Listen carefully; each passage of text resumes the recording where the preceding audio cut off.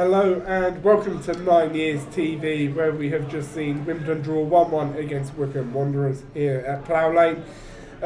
Tom, I'll start with you first. We went into today's game saying it's a must-win game.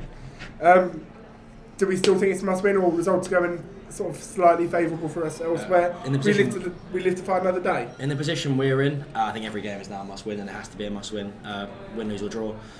It's frustrating because you're leading again, ahead for 80 minutes, or however long around that mark it was, and then we concede with Woody injured in kind of the build-up to it. So that is frustrating, but there was some signs of positivity. I thought Will Nightingale was very good today. Obviously, up until we conceded, we kind of fell apart. But as a defensive back line, we looked quite strong today, I thought. Yeah, Stu, just fairly good defensively today. Only really the one major lapse in concentration, which obviously led to a Bayo tap in from a couple of yards out. Always seems to score against us. But reasons to be optimistic today with some players starting to find a return to form. Well, I need to. We've only got 2 games left. Yeah. And I don't mean to be blunt with that, but we've thrown another way. Saying to Rob, 3 games now. We've led against. Well, we've led against not Charlton. We led against them. We led against Crewe. We led today, and we just can't kill a game off. And I don't think Wycombe are anything special. No. Being honest with you, I think they played below par. It's frustrating. We can't. It's like another week we've got to now go through. Can we win at Fleetwood? Can we? But this is like 26 games now, including all competitions. So, yeah, I think today would have been good to win, just to get a bit of confidence. But there's no. I don't know about you, Tom. We were sitting there. None of us were at any time comfortable that we were going to hold on to that lead, and that comes across in the crowd. I think had we scored again, which I think we could have done. We had chances. Then I think I'd become a bit more comfortable. 2 goals is. I think I've seen his lead by 2 in quite a while. Doncaster. Which we then also threw away. But I'm never comfortable. I wasn't even comfortable with scoring with 1-1, even when we had a free kick in the last few minutes. Rudy had one where he put rolling down the middle of the keeper, and he had loads of space and couldn't put anywhere else. But yeah, so we're a team with lack of confidence. I think the fans are. You know what's frustrating is today in isolation, a point is a good point, but we needed 3 points against Crewe, and that's what's killed us. If you offered me 4 points this weekend, would have gone with your arm for that. I think that's the thing. I think today, if we'd have got a point, had we had the 3 against Crewe, we'd be in a much better position, because we'll come onto the table and results elsewhere later in the show. But that would have made such a big difference to the table and things stand. Obviously, turning back to today's game, obviously got off to a fairly good start, Tom, with Rudy, one of your favourite players, getting a goal. I thought he was good for the goal. I don't think he did much else today, unfortunately. The goal he took very well. He scored more than one header this year, at least. But apart from that, he just looks lost of ideas. Doesn't seem to have the confidence to take a man on. And he can't strike a ball either, as shown at the end of the game. But the goal was well taken. That was Jack Rudoni's 10th goal of the season, for those keeping track. But I get what Tom's saying. If you think about it, first 20, we weren't in it. Wycombe started well. We took out, and it feels like we need a goal to get ourselves confidence. But then we get the goal, and then we go, we can't hold on to a lead. What's that now? 12 we don't know. Once we go ahead, we don't know what to do, whether to stick or twist. And we got through the half time, and then second half it was reminiscent of when we played the MK here at home. That we got 1-0 up, we got to half time, and we're like, let's just try to see out the game. And for the most part, we done well. It's similar to Moon Kings when we got to the 80th minute, but inevitably, they kept knocking on the door, we kept dropping deeper, and we just don't know how to win a game anymore, do we? I think it's the quality of the subs, though. That should be common. Look at what they've done. They brought Bayo on, they brought Stewart on. Yeah. To kept Vokes on. They got players wider, so all they were going to do was tag Bayo all the time. Yeah. And do you know what? We dealt well with Bayo. Yeah. I think we did, because we only lost him once. But that's the difference, and we were saying if you were watching, is that we were getting deeper and deeper. We just didn't have an outball. Yeah. And then when we did have an outball, the sound was just literally assaulted, wasn't it? Let's be fair. And it's unreal. Speaking of Wycombe being Wycombe, we only had 10 players when they scored, with Woody being down for close to probably a minute before their goal. But it's not a head injury, though, is it? The referee no, I'm not saying, but it's. They should have stopped it. I get mad. They should have stopped it. They should have stopped it. No. Other way around, though. I would argue. Oh, that it's in not the game. Yeah. But how many times the thing is, if Woody had held his head, it would have been stopped. Yeah. And we've seen that many times. People go down with an ankle injury and they hold their head, and the referee goes, "I better stop it now."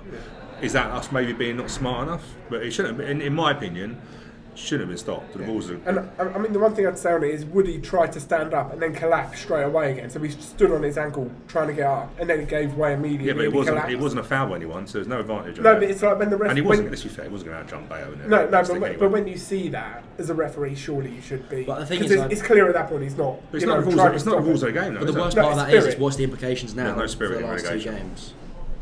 Like, if Woody's out injured, that's a massive. That Look looks how at the end bad of we the were. We season. didn't have him. Yeah, if he couldn't get out for a minute, I'd argue that if he doesn't come back again for Fleetwood, I don't think it makes much difference. We haven't won in 25, 26, so And I don't know. It doesn't help. No, it doesn't help. But It's to the squad say that's all of thin a sudden, Woody being out is going to, affect things. I don't know. But And that's not me disliking Woody. I think he's had a fantastic season. I think it will bring Anthony Hartigan back in. Having Hartigan and Marsh gives us something different. And in games where we need to win, having the creativity from Hartigan coming in, and that player who can find a pass, can create something from the set piece, it's exactly what we need. He specialises in backwards and sideways passes as well. So How much game time has he had though in the last 8-9 games? Well, that And specialist might be able to help us, to be honest. But then you're asking him to come in. Fleetwood is going to be like, we saw. To be fair, Fleetwood's never going to be intimidating just because of the way Fleetwood is. But Fleetwood know if they draw, they effectively knock us I wouldn't be surprised to see Marsh and McCormick start and Chislett start ahead of Hartigan, in my opinion. I think that's what we need to go attacking, don't we? But I think that's what Bowen will do, because you've seen every single time he's put Chislett on. So what's Chislett got to do to start though? I think it's a fair question. I think he's looked good every time he's come on. I mean, he was very good against MK, and I'd like to see him from the get-go. I think some energy, some attack. Obviously Cosgrove, he tries his hardest. He was thrown about a bit today, but I'd like to see people just try and stay in the middle and just quality from the wings put into him. And Chislett would be the person to do that, I think. But yeah.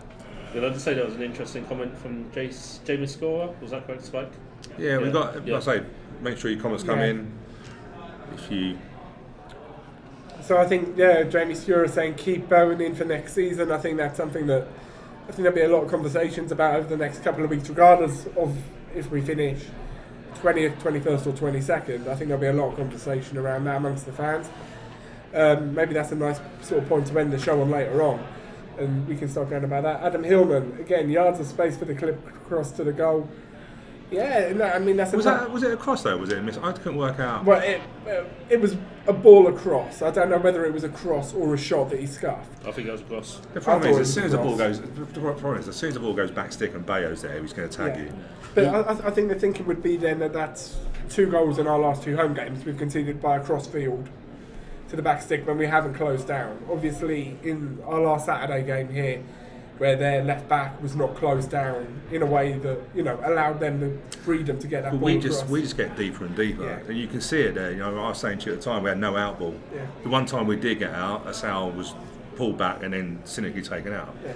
But there was never an out ball today, and your problem is that their fullbacks are pushed, and you get boxed in, and it's not a surprise you can see goals. I think that's our problem with our squad. We don't, even though Chislett come on and Del Boy come on. I didn't feel any of the subs gave us enough to keep the ball in and out. Because what you've got to do is you've got to be smart and get yourself out. And we just couldn't get ourselves out, and then that's where we are. I think one thing that's also important is we were saying as we were going on, as we were sitting back, I said, and I mentioned it on the pre-match show, that we've always got a mistake in us or a lapse in concentration in us, and that's the problem with going low block and just trying to hold on. Because like we saw it, we lost concentration for once out there, and Bayo scored. Because he was free at the far post. And that's the type of thing that you don't get away with when you're in this scrap, when you've got players like Bayo and Sam Folkes against you. But the low block hasn't made us draw that game. It's the fact we just dropped deep and deep. Yeah. They had no threat. So them Wycombe defenders, literally apart from Marcel maybe getting a bit lucky with a ball to him, they had nothing to defend. Yeah. And actually, and we had it the same MK. Crew, totally different game. We just couldn't. How frustrating is it, that performance today? against Crewe would surely be enough to win the game. That's why I went up to Crewe, because after the Milton Keynes game, I saw a performance there which I thought, if we put in that level of performance, and it's the same again today, same level of performance I saw last week, I thought we'll roll over Crewe. Performance was good. Yeah. Regarding the low block, we don't have a lot of pace in our back line with Will, Ben and Lee Brown, so I can understand playing up high and pacing behind. Yeah. You know, even Calabai isn't actually the quickest, to be honest with you. I would say Wycombe, at the end, after they made their subs, didn't have any pace up top. They had Bayo and Sam Vokes. I wanted to see Bayo and Will in a foot race. I was disappointed. I think it was so much that they could win the ball and then get the wide players to McCleary and how many crosses did that last probably 20 minutes, the amount of balls that went into our box. Eventually, with a team that big, like Volk shouldn't be playing at this level. It's just ridiculous. He shouldn't be, and I don't even think he's playing at full capacity. I don't even think he's, it's a bit of a thing. But to be fair, Paul Cannon was one of our best forwards. At last. When PK moved up top for the last 5 or 10. How frustrating with that last 5 minutes. We just never had that problem, that clinical. But that's it. We never looked like scoring. We had chances. We had a lot of attacking territory, but there was never that one moment where you think it's coming. I like Derek, but he just looks like a striker who hasn't had enough game time. Yeah. And it's very evident that he's very raw as well. He tries to hold the ball. I mean, he looks like a good talent, and his reaction after Crewe when he was walking on tapping the badge, I like that, and that makes me like him a lot. But I think he's just, a lot of those players need a lot more game time for them to really harness those skills. Mark Pittam, would you rather be down today or on the last day of the season after clinging on to the hope until the final whistle? Why don't you answer that one first, George? Yeah, after your pre-match. Yeah, I know. I was going to go and just I said on the pre-match show I'd rather be down today than cling on for Was you celebrating Wycombe's equaliser then, George? No. How does that work? I was just saying because I think pre-match I thought we were down, and I think today, despite that, which is a much improved performance on what we saw, I still think 4 points in the next. Well, we need 6 points in the last 2. And results elsewhere to go our way, and I'm not sure we get that. You know what? It will be interesting if we do somehow beat Fleetwood next week and take it to the last day and results go our way. I mean, I can't see it happening. I can't see us getting out of this. But regarding Mark's comment, I mean, for me, I'd rather take it to the last day of the season. Personally, I think most Dons fans would, so I think you're in a minority there, George, to be honest with you. Tom, Stu. I don't want to give up our league place easily, so we want to take it to the final. Hey, look, you never know in football, do you? I would say, it's only 1 minute away from a win. We can't win games with enough money, can we? But we want to take it to the final day of the season. You don't want to. What would be the worst thing would be playing home to Accrington, dead rubber, and we're relegated. It would just be. Let's just try and take it to the final game. And Derby County got relegated today, and the prospect of playing teams like that compared to Carlisle. I'll use Carlisle as a classic example of the pre-match show. I know which one I'd be rather watch playing here at Plough Lane next season. And they're going to be minus 15 next season. They're going to have that point deduction. I mean, I think they'll stay up. I mean, this year they nearly stayed up in the Championship with minus 15. Well, not to get in the Derby story, but the Derby takeover still needs a lot of concessions by other parties. So that's not even anywhere near. No. There's a preferred bidder, but there's actually not a preferred price. Yeah. So Derby will be minus 15. So if Derby don't sort themselves out, they might not even be in this league next year. But we're not going to be in it. We'll be in League 2. So. Dave Bower, time to clear out players and rebuild. We're as good as down now. Again, conceded from a winning position with. Okay, well there we go. We'll just say so. Tom, do you agree? As good as down? We do seem to keep throwing chances away. We are throwing a lot of chances away, and everything seems to be going our way elsewhere, apart from on the pitch for us. And it's not in our hands, is it? For me, regarding Dave's comment, I don't think we can clear out the players and rebuild until it's mathematically impossible. If we beat Fleetwood, we take it to the last game of the season. He says we need a proper striker, bracket Zach. I don't think Zach Robinson's the answer. For me, he maybe need another loan next season or be third or fourth choice next season. But we need 2 experienced next season, regardless what league, if we're League 1 or League 2. We need 2 experienced pro strikers like a Piggott and Palmer, which we had previously, or we saw Bayo and Lyle Taylor. You can't rely on a Zach Robinson to get you 20-30 goals next season, regardless what league you're in. But the issue is, it's not the fact of having a striker like that. having a striker like Zach Robinson who isn't the tallest player on the pitch, Yeah, and you need a target man or having Asal up top and hoofing the ball. This is what I said. If we get relegated, the pitches get worse next season. I mean, I'll give you a classic example: Newport. You need a target man, someone who can hold the ball up. You know, in them conditions, you can't play pretty football with Zach Robinson and Asal in League Two. Sorry. But we have got a dilemma. We've got a dilemma because next season, the pitch isn't great out there. It's had a lot of games this season. So if the thing with us staying in the league for another, dragging it out to Fleetwood, is that we've got so much behind the scenes to get done in terms of our structure, CEO. Are we going to stick with a football board? What manager are we going to bring? We're talking about Mark Bowen, but realistically, we don't actually know who wants to come in, what style they're going to want to play. We've got so much stuff going on in the background, and the worst thing, I know it sounds strange, but if we had got relegated today, we can crack on. Yeah. But now it's another week. Yeah. And sometimes we've got to have a structure because League Two is not going to be easy. No. And about the pitches, I get that. I don't think it's as prehistoric as that. Do you know what I mean? Apart from Crawley's pitch. Speaking of target men on Boise's thing, football manager John completely disagree with the earlier view. You need 2 target men in League Two. Forest Green have Matt, who didn't do anything in League One. But Exeter don't have any, neither do 3 of the other 4 sides up there. You know why I'd want 2 target men in League 2 or League 1 next season? It's because historically, if you look at our target men, Ollie Palmer, Hansen, so on and so forth, they pick up injuries, big target men. And when we had our best season when we got promoted, what did we have? 2 target men in Bayo and Akinfenwa, and you can substitute them, you can rotate them. It's a long season, so for me, I'd like 2 target men and then 2 players who can play off them and have four half decent strikers. It's a balance, isn't it? Yeah. Because if you look at the teams that are up there, Forest Green are there. Matt, as I say, didn't do much in League One. If you look at Northampton, don't play a direct style. No disrespect, but they've got Pinnock there, who is one of the top players. Exeter don't play long ball football either. So I think I don't know if what I think you need the options that we haven't got. We haven't got today. What we need to do is have 2 target men up there to try and give us something, but we haven't got that. If you look at the bench, you've got Chiswick coming on, and so I think it's just the option. I think it's not so much of the target men; it's the squad. Options. Yeah, it's the squad. It's the options. But you don't need target men. Football's moved on from there. You look how many clubs have genuine target you need men. moved on, Rob. Even Lyle was on here saying in these lower leagues you need a target man. You need someone who can hold the ball up. They don't exist. Yeah, you need. They don't exist. What do you mean? Did Ollie Palmer not exist? No, but what I mean is, look how many clubs have genuine target men. George Hurst doesn't exist. Did Akinfenwa not exist? We just see one. Yeah. No, but what I mean is, Is Akinfenwa a ghost? You have some clubs that have several, but you look, every 3 of the top 4 in League Two, don't have target men. In League Two, you get promoted playing good football, not by playing Route 1. I agree with what Stu said. It's a squad game now, and you need the options. You can't always just play pretty football. I mean, there's so many different types of sides. Look at Wycombe, who are physical sides today compared to some of the other sides. When we played Rotherham, they're a big physical side. They've got Matt Smith up. Michael Smith. You do have to think if they're never if let's be honest, the chances are when you get relegated, they're going to drag it out. But you have to think. I sometimes sit there and think, how would McCormick be in League Two? He won't be in a Wimbledon shirt in League Two. Well, he's under contract, isn't he? Yeah, but we'll sell him, I think. Yeah, but if we resisted that and over Sal, to be fair, he's terrorised a lot of defences in this league. What does he do next year? So.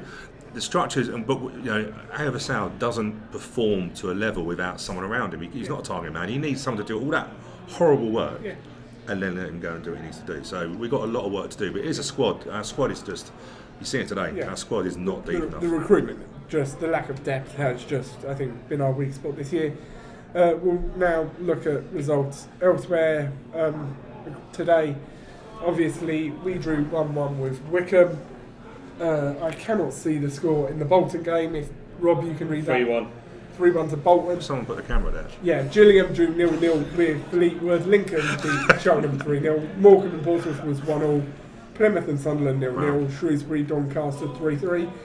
Tom, results pretty much going as best as we could have realistically hoped for us there. All with the exception of Morecambe and Doncaster. Obviously Morecambe getting a valuable point down the bottom end of the table. Doncaster, keeping up with us, but I do think the ship has sailed for them. You just look at the table there, 18 draws and 6 wins, and from the basis of literally of winning games, which is what you're meant to do in football, we deserve to go down because we've won the least amount, and I think that's as simple as that. 18 draws and 20 losses. I I just think if Morecambe lose that, that's one less point, and they get brought back into that fight again more. Now it's more Gillingham and Fleetwood really, and Fleetwood have got a very, very, very even valuable game in hand. Yeah, that's what worries me. It's their game in hand. If they want to, they're bowling after us in a week. Is that right? Yeah. Not an easy game in hand, but still, I'd rather have a game in hand for not, being in Fleetwood's position. I mean, we had many games in hand. We did nothing with them, so. But you know what? The results have gone our way pretty much. Like, you would have taken that before had we won today. You would have gone 100% would have been happy with that. But also, I think, just to raise it while we talk about it, Gillingham and Fleetwood both had players sent off today, which could be vital over the next. To be fair, Fleetwood, Paddy Lane is one of their up and coming players, and he's decent. Didn't Fleetwood lose their keeper for 3 games recently? Because he got sent off for a handball. Yeah, so we might go there next week with. Means they'll beat us 3-0, and they'll have some random 19-year-old in goal who gives us an absolute blinder. Do you know what you're looking at? We've won the least amount of games. It's embarrassing, isn't it? You know what? 6. Doncaster won 9. Morecambe, again, the argument about a decent forward. Stockton. It's 10 wins. You called it, didn't you, earlier on? You said they won't go down with Stockton. You can't. It doesn't make because you're going to get them cheap goals. Yeah. I talked about 2 target men. If you say, for example, had Piggott and Palmer, we'd stay up 100%. If we had Piggott on his own, we'd stay up. Oh yeah, but you have 2 forwards in that calibre, you'd be 100% stay up. Because some of them 18 draws turn into wins. So but then look at Derek and Cosgrove. Piggott's not a target man. That's just a good striker. He's a good striker. But he's a very he can still hold the ball up.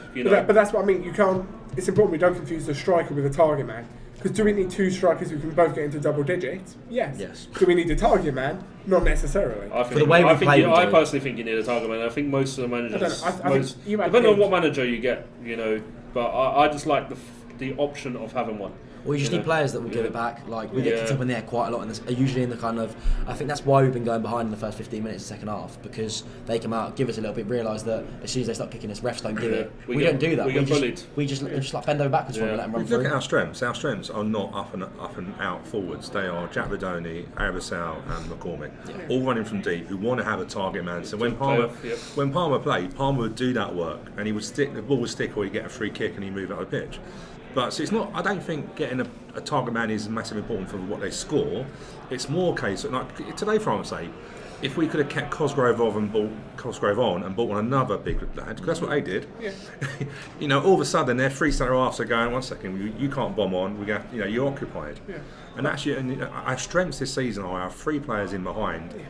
But they're not a strength because we just can't keep the ball. But I don't think that needs to be a target man. I know we're getting on to what's the definition of a target. But it's more of a squad, man. isn't it? It's a squad, isn't it? Yeah. We just don't have that. You just need a good striker. Because you had Lyle in, you had Piggott in, or either of them. They're not target men. But they'd still get the 3 involved, and they'd still be involved in the press. I felt personally, I don't want to get too deep into it, but I personally felt like Lyle struggled when we lost Akinfenwa and Tom Elliott, and we didn't have a target man for him to play off a little bit. I think he struggled because all of a sudden he was then that player we were hoofing the ball up to, and he doesn't do that well. And that's why, for me, like Stu said, if you have a target man to pin the defenders and let the others play, the other threats in the team, then. But then you're playing hoofball to a player who hasn't a target man. If we play slow passing football, you don't need to have a massive. Just see that comment come through about our team being too young with no. I'd actually argue. I think a lot of our players have got a lot of stamina. Maka will run around for 90 minutes and he'll sprint and chase players down. And I do think this is probably the fittest we've seen Wimbledon in a long while. So I just to kind of contradict that point slightly.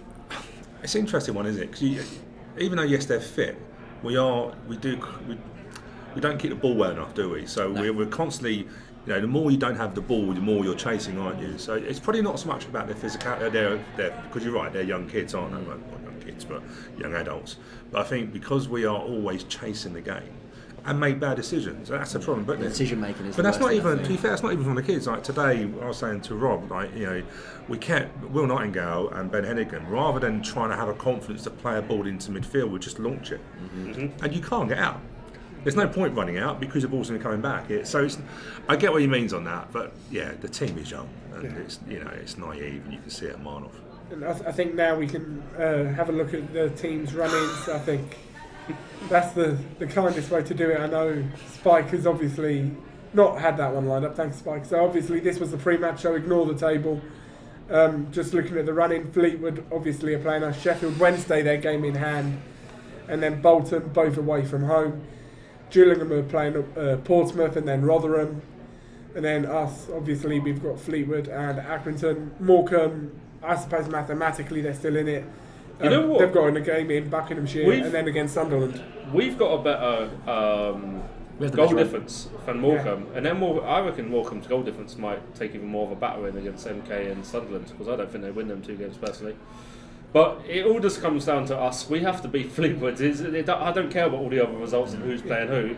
At the end of the day, we need to beat Fleetwood and take it to the last game of the season, and just hope for the best. It's not in our hands. You are right, and I think the thing that we haven't been able to do for 26 games, sorry. We'll be 28. What we haven't done 26 games is put any pressure on those teams down there. No. They're not. None of them are coming in and going, "Have Wimbledon done?" Because we can't win.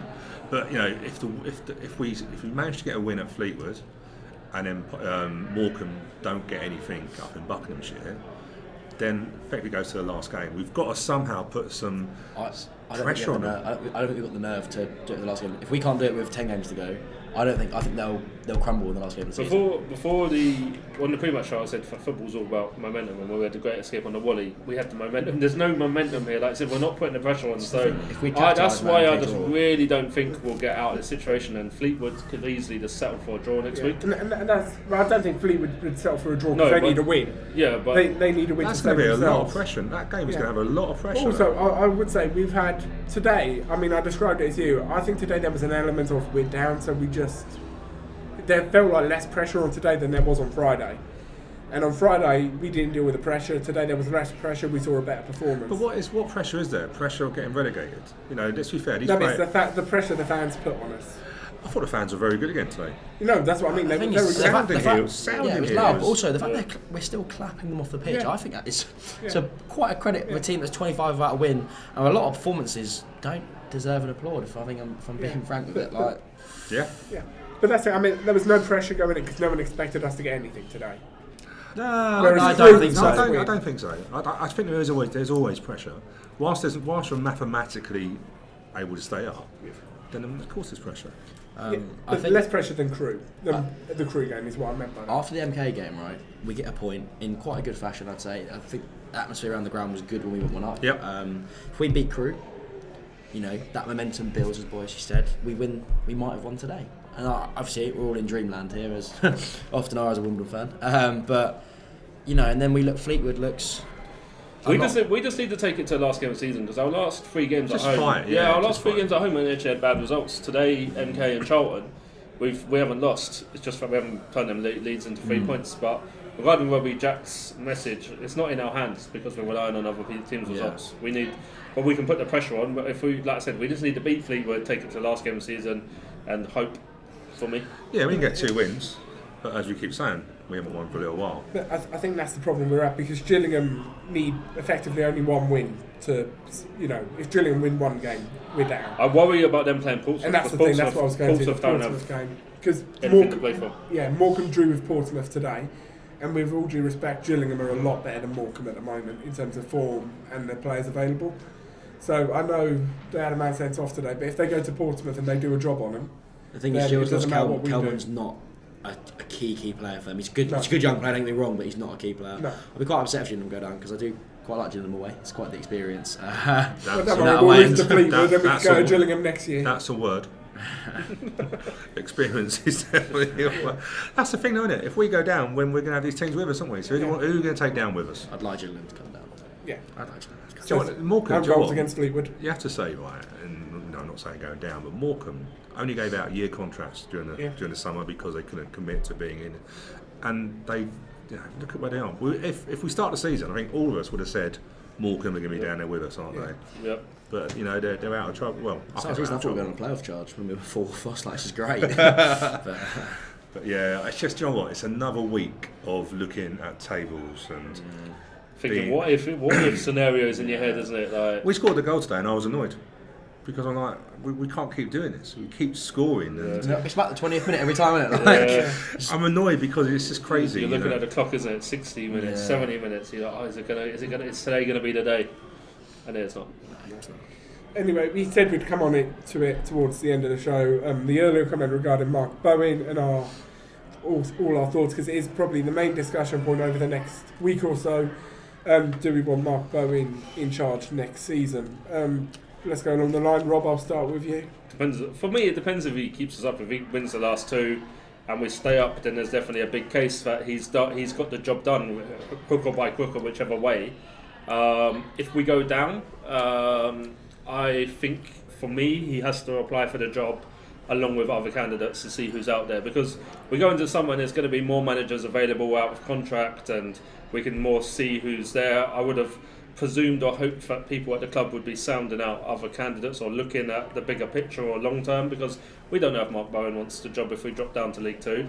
I mean, on one side as well, he's come in and it's his 5th game now and we haven't won a game. So I don't know. Like I'm up in the air. I'm open to it, but I'm not like a definite. Oh yeah, Bowen in, he's 100% the man, because there are other managers out there I like. Justin Cochrane would be one. Artel from Crewe, Luke Goward, for example, are a few managers for me who I wouldn't mind us sounding out and approaching. So for me, I think we just have to see how let's get the next 2 games out of the way and assess the situation and see if he wants it, and if he does, let him apply alongside other candidates. Just those names there you mentioned there, Artel, Garrard and Justin Cochrane.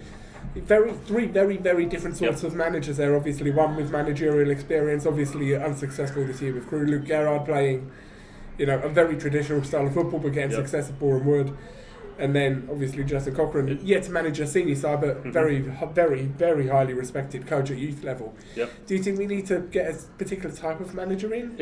I think the most important thing for me is we get a director of football in, and for me I'd like a director of football and a head coach type situation. But like I said, it depends how, it's not up to me, is it? It depends how the board want to go, So that's why I said Justin Cochrane, because I think I've heard good things. He's done good things here with us.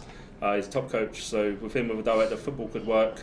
And then I look at Artel, he got Crewe promoted, he works with the academy players, which you need to do at a club like this. And I know that they got relegated this season, but he also got stripped and lost all his players in the summer. Poor recruitment, kind of sounds deja vu of what's happened to us this season. Stu, Mark Bowen, stand for another year. To be honest with you, I don't think it's a discussion we have now, if I'm being honest with you, because ultimately he's still got a job to do. We gave him the job to the end of the season to keep us up. And at the moment he hasn't failed that yet, has he? Do you know what I mean? I think it's really, I don't think it's sensible for us just to, if we get to the end of the season and from say he does keep us up, I don't think you automatically give him the job, because ultimately you don't know what's out there. You don't know what our style of play wants. He's taking on different players. The structure behind the scene is so important. I want to go with a head coach, because I don't want to keep going with. We've had 4 managers in 4 years now, and each manager you could argue has had a different idea of what football they want to play. And we need to have an identity. So if you look at Swansea played a certain way of football. When the manager goes, whether they're sacked or they move on, no one comes in and goes exactly the same style. The director of football recruits to the style. But we can't afford to keep doing these recruitments and then the managers will work out, because let's be fair, we've sacked managers for the last four times. Yeah. So we've just got to get away. We've got to get away from the manager dictating what style we play. So I think we get to the behind the scenes. James Simmons might be something that we might want to look at as a coach. Yeah. Loved it here. Yeah. But I think I agree with Rob. We just don't know what's out there. We don't know what's out there. So let's be sensible. Let's be professional. Let's put the advert out there. See who applies. Interview correctly. And if Mark Bowen's still the best out of that. Let's not forget we need to get the CEO right as well, in my opinion. Massive summer. Yep. Yeah. And massive summer. Yeah, only the small task of hiring a CEO, a first team manager, and potentially a significant proportion of it's a structure as well, George. It's there's no point we could bring in Jurgen. We could bring Jurgen Klopp. Doesn't really make much difference if we don't have, because the stability behind is so important. Yeah. Let's be fair. I said before, we are in a slump, and we can't go through League Two like this. I don't dare hear Tom's views. You Bowen in, or would you rather someone like Neil Warner? I would love Neil Warner. Neil Warner would be class. I would love Neil Warner. The thing is, with Bowen, I think that regardless of who we have in the job, continuity is the most important thing. What's the point in bringing someone in, giving them a job for 8 months, and then just sacking them off? Well, look at Wycombe. They've had continuity. Yeah, exactly. And this is the thing. You just need someone who's going to come in, right? Even if they're not like. Back to such as someone who's got 50 years of managerial experience, has taken Liverpool from League 2 to the Premier League and won Champions League, even that. Someone who's going to come in, can do a job, has their own identity of football, and we give them a guaranteed 4-year deal and just let them build and develop the club. When you got a 7-year at Newcastle. we need someone who's going to come in, the club needs a huge reshape in the direction of where it's going. The argument is we panicked, didn't we? Let's be fair. Oh, yeah. That's the thing. I would say that was what we tried to do this time last year when we gave it to Robbo. And then the board, I think it's, reacted in the way they did, and a changing pace. We've got to have the courage to stick with a plan. Yeah, and I agree with that, but it's clear to see that they don't have that. Brexit ball. Chris Ora, Sean Dyche, and 4-4-2. Two target men, 4-4-2. Sean Dyche at the wheel. Two target men, two little wingers.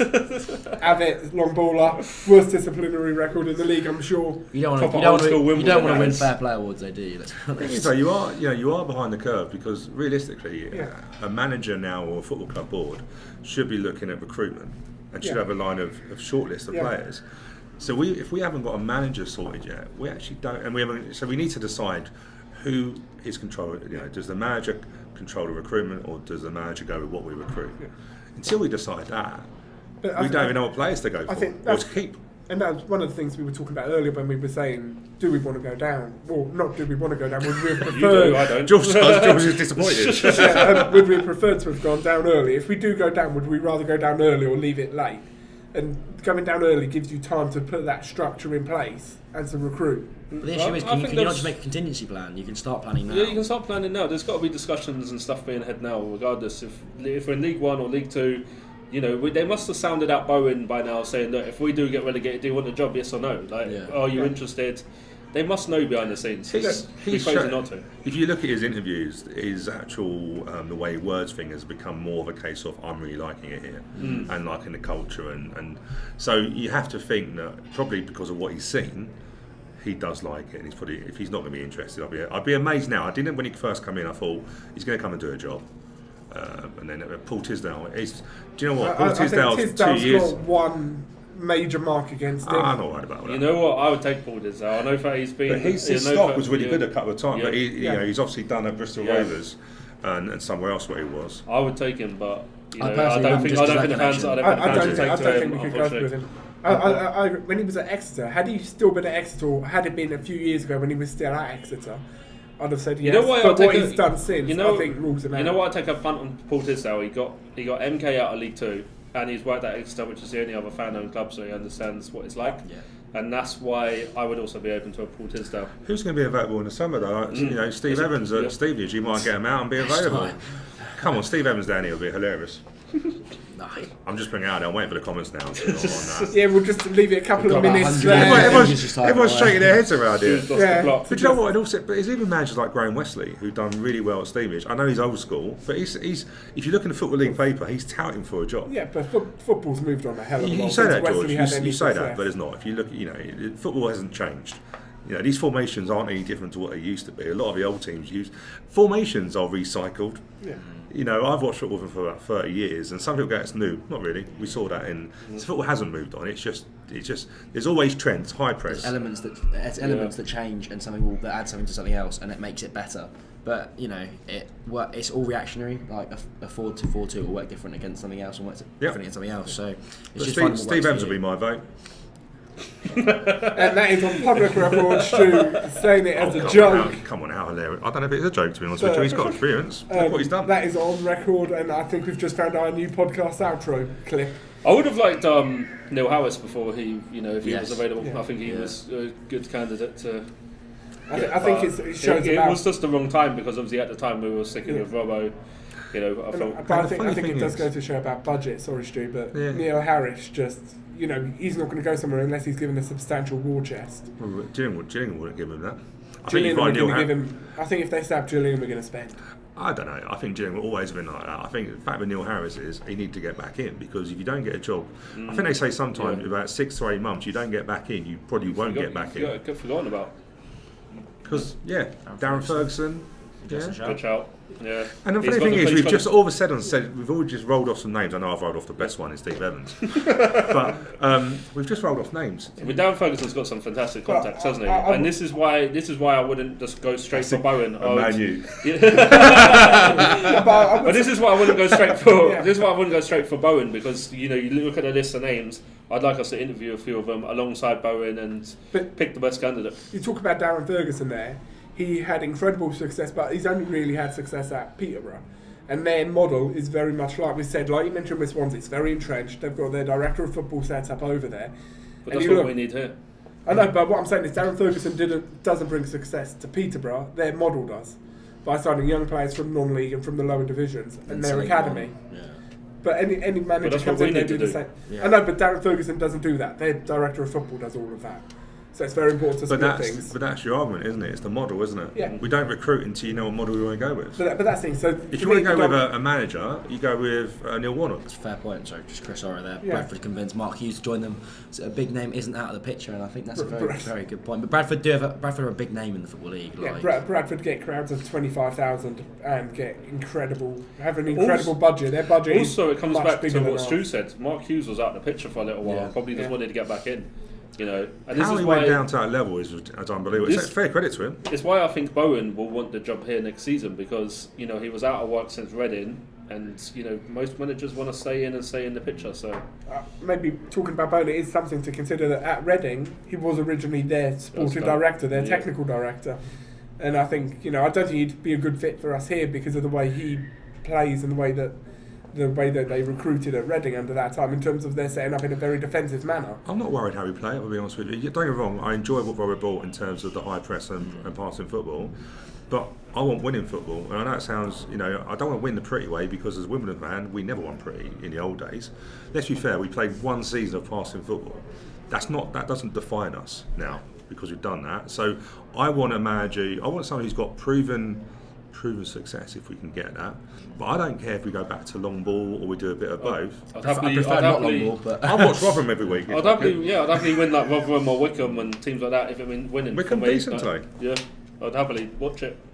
I'd like a long ball that works. I think I've been used to watching a long ball that doesn't work. If I was just hoofing the ball and praying. If we can get what actually works, I think it might be quite enjoyable. I think it's important though when we're talking about styles, because the style, if we're recruiting a director of football or whichever model we go with, the style is going to be so important, because you look at teams like Rotherham and like Wycombe, they don't fill the ground, really. They don't get massive attendances. And I think that's something that we need to consider as well, because we need to play a style of football to be fair, that fills this place up. Well, we haven't filled it today. It says it's full, but we know people haven't turned up. Yeah. So people are not turning up because we're not winning. Yeah. Can I just say, I see Anthony Pape's question here. Would any manager have kept us up? In my opinion, I'm going to say no, and because of our recruitment. Yeah, and I'd agree, and I genuinely think that you could put any manager in the world in charge on the 1st of Feb, and it's an impossible. I don't know, it's a near impossible. I don't task. know, because I think our squad is more than capable of playing good football. I'm sorry, this is one of the most talented squads I've seen for a while. Confidence is gone. Confidence is gone, yeah, but if you bring a manager in that can motivate a team, don't know who that would be. Neil Warnock. But if you can bring in, get them playing good football, like Maka, Marsh, Ayub, Rudy, all have clear talent. You need to harness that and get them playing football. Hoofball isn't going to work. Playing nice passing football will work for them, because what they would have grown up with in the Chelsea academies, in the Tottenham academies, obviously Maka and Marsh in particular. Yeah, I just think it needs someone to come in and play to each player's strengths. But I think that's the thing, when you talk about the style of football as well, of players playing that passing football, that helps you attract those players in a longer term. Because they want to stay here, and it helps you get low knees. So if you're playing Route 1 football, you don't get any good low knees. I don't know about that, because we were playing good football under Robbo, and the low knees in January were horrendous. We played hoofball football in the past and got Steve Seddon and Ramsdale. Yeah. But I would say goalkeepers are a different equation. Seddon Marcus Force. Yeah, we weren't playing hoofball when we started. I think when you look at loans, there's two things. One, style, So your Arsenals and your Man U's want you to go to a team. They don't really want a team that's got the ball in the air more than it is on the grass. But also what you can offer. Do you know what? That we could be the preferred choice of many clubs to send their kids to us.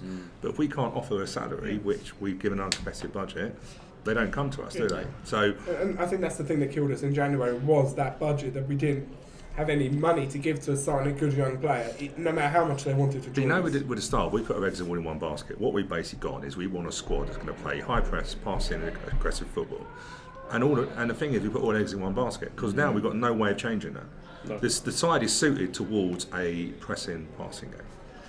And that's when, if you don't win games, so whilst the style of play is important, to be honest with you, I want winning football, and if that means we have to be a bit more direct and go away from what we've done this season, I'm not going to argue. But I think it is one of those things of, Sorry, I've completely lost my train of thought, so I'll hand over to Tom. Anything to say? Probably wasn't that important, Josh. I just think like with that squad and with the players we bring in, a lot of them are clearly talented footballers like that we've brought in, but they just aren't suited to this style of play. Like I am very much aware that I'm not the biggest fan of Anthony Hartigan, but in other setups. Breaking news. Callum Riley is now with Nuardi. He's seen a lot. He's a great player. Callum Riley, get him back. Even Sorry, Hartigan, though, in a team where he's allowed to be creative freedom and he can be a luxury player, for example, who can drift away and make passes and play on, not be play CDM alongside Woody and Marsh, like or instead of one of those. I just don't think that. We're signing players to play a system that changes too much. But and that's the issue. To be fair, I don't think you can, with our budget, I don't think you can afford to have those options to change your style. You need a massive first team squad, and that means a massive budget. You can't, because this year we've got a senior squad of, let's be honest, probably 18, 20 players. So you don't have the options there, because you need to say, okay, this is our first choice style. You need to have backups in that area first. Yeah, but do you know what? It's not. You can have limited amount of money, but it's how you spend it. And I feel we haven't been smart enough in the windows, and that's either through a lack of experience. You know what? There's a comment from Mark Hendricks come through about what happened to the 300 grand from Ollie Palmer, and I think we haven't spent it wisely, because when you look at have we spent it? We don't know. Yeah, I feel we have spent it just purely because we brought in Lee Brown. He can't be free. Sam Cosgrove must be on a wage. Then obviously we'll replace Robert with 2 experienced coaches. Yeah. And probably had to pay off Robert, I would imagine. So, and I think the majority of it is gone. So, and then if we go down to League 2, the rest of it, whatever's left over, will be gobbled up from the relegation. Yeah, so the line on from the club on that is we've used some of it to sign Lee Brown and Sam Cosgrove, some of it obviously on Mark and Eddie to come in as the coaching staff, and some has been kept back for the summer. But if we but if we go what's down, the point in keeping it back for the summer? Yeah, but it's such a poor mentality from the club. Like if we bring someone in, or even put money into wages of a player for like Defoe, for example, we were joking around like give him 10k a goal or something. Bring him in, but do something like that where you have maybe say for example there's 100k left over. If you can bring someone in for what was it 10 weeks? Is it ish? Yeah. About 2.5 months, 3 months. You can put someone on some much better wages than we offer. It might cause a little bit of unhappiness in the squad if someone else is on more than them. But if they keep them up, I think there's a lot to come out in the wash, isn't there, during the summer? And I've always said that January window is a desperate window. So let's be fair. We sold Ollie Palmer. They knew we had 300 or 350k. So all of a sudden, you're in the last week of the window, and everyone knows you've got a bit more money. And all of a sudden, that player becomes so. Look, I'm not talking on behalf of the football board, but I wouldn't be surprised if they looked at the prices that were being touted and went, do you know what? Whatever we spend is going to be a waste. I think the biggest problem we had is that we sold Ollie Palmer with a week left of the window, and that made us desperate, absolutely desperate. And teams knew we had money as well, didn't they? Yeah, so I'm not so much worried about the money being spent. I'm more worried about how we dealt with the January window. I think for us, if Wrexham come in, we should have said to Wrexham, right, you've got a deadline of this date. If you don't get a deal done by then, we're not selling.